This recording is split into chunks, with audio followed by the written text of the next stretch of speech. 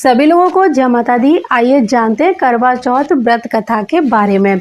कथा सुनने से पहले कुछ सावधानियां हैं, कुछ नियम है, उनका भी आपको पालन करना चाहिए। आपको कथा सुनने से पहले एक देसी घी का दीपक जलाकर रखना चाहिए और एक जल का लोटा अवश्य भरकर रखना चाहिए। आपको अपने हाथ में 13 दाने गेहूं या चावल के लेकर ही कथा सुननी चाहिए और कथा सुनते समय या पूजा करते समय हमेशा अपना सिर ढक कर रखना चाहिए।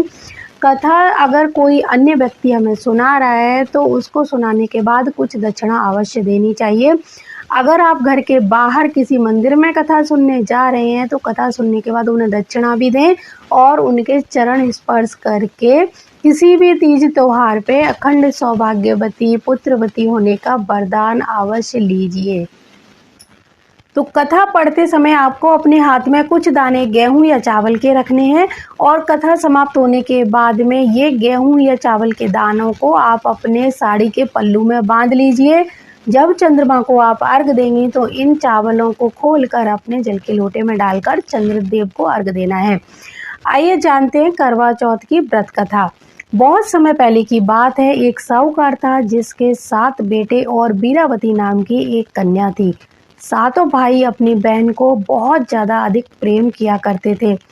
बहुत बार तो ऐसा होता था कि वो अपने हाथों से ही अपनी बहन को भोजन कराते थे और उसके बाद खुद भोजन ग्रहण करते थे। धीरे धीरे बीरावती बड़ी हो गई और एक दिन उसका विवाह हो गया। विवाह के बाद उसकी पहली करवा चौथ थी तो वो अपने मायके आई हुई थी और उसकी भाभियों सहित उसने भी व्रत रखा था।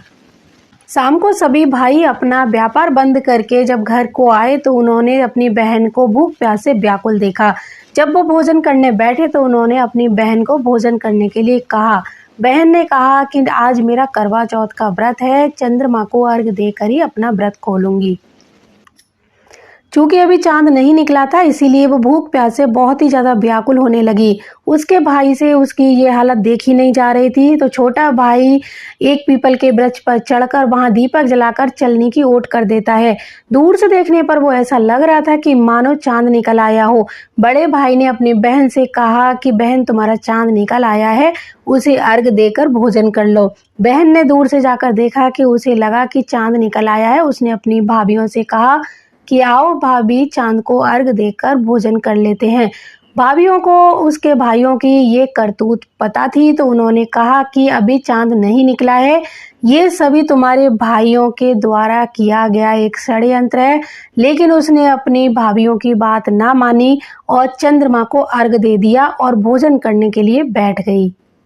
अर्घ देने के बाद जैसे ही वो भोजन करने बैठी, पहले निवाले में उसको छींक आई, दूसरा निवाला तोड़ती है तो उसमें बाल निकलता है और तीसरे निवाले पर उसको उसके पति की मृत्यु का समाचार प्राप्त होता है।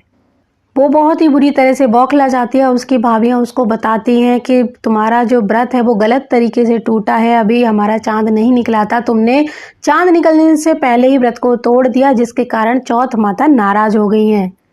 सच्चाई जानने के बाद बीरावती ये निश्चय करती है कि वो अपने पति का अंतिम संस्कार नहीं होने देगी, अपने सतीत्व को पुनर्जीवित करके दिखाएगी और फिर से सुहागन होकर दिखाएगी। वह पूरे 1 साल तक अपने पति के सबके पास बैठी रहती है, उसकी देखभाल करती है, उसके ऊपर उगने वाली सुई नुमा घास को वो एकत्रित करती जाती है। 1 साल के बाद जब करवा चौथ का दिन आता है तो उसकी सभी भाभियां व्रत रखती हैं और उसके पास उससे आशीर्वाद लेने के लिए जाती हैं। जब भाभियां उससे आशीर्वाद लेने आती हैं तो वह प्रत्येक भाभी से यम सुई ले लो, पील सुई दे दो, मुझे भी अपनी जैसी सुहागन बना दो, ऐसा आग्रह करती है। लेकिन हर बार भाभी उसे अगली भाभी से आग्रह करने का कहकर चली जाती हैं।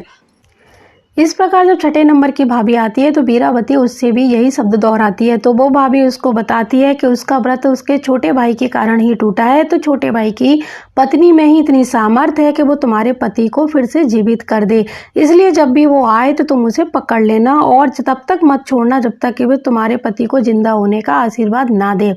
सबसे अंत में छोटी भाभी आती है और बीरावती उनसे भी सुहागन बनने का आग्रह करती है, लेकिन वह टाल मटोल करने लगती है। इसे देखकर बीरावती उन्हें जोर से पकड़ लेती है और अपने सुहाग को जिंदा करने के लिए बहुत ज्यादा आग्रह करती है। भाभी उससे छुड़ाने के लिए नोचती है, खसोटती है, लेकिन वो वीरावती उसको बिल्कुल भी नहीं छोड़ती। अंत में उसकी तपस्या को देखकर भाभी का दिल पसीज जाता है और अपनी छोटी उंगली को चीरकर उसमें से अमृत उसके पति के मुंह में डाल देती है। उसका पति तुरंत जीवित हो जाता है। श्री गणेश कहता हुआ वो उठ जाता है। इस प्रकार प्रभु की कृपा से उसकी छोटी भाभी के माध्यम से फिर से उसको सुहागन होने का वरदान मिला। तो हे श्री गणेश और गौरी माता, करवा चौथ माता, जिस प्रकार वीरावती को सुहागन होने का वरदान प्राप्त हुआ, इसी तरह आपकी कथा सुनने वाले और पढ़ने वाले को भी सुहागन होने का वरदान प्राप्त हो।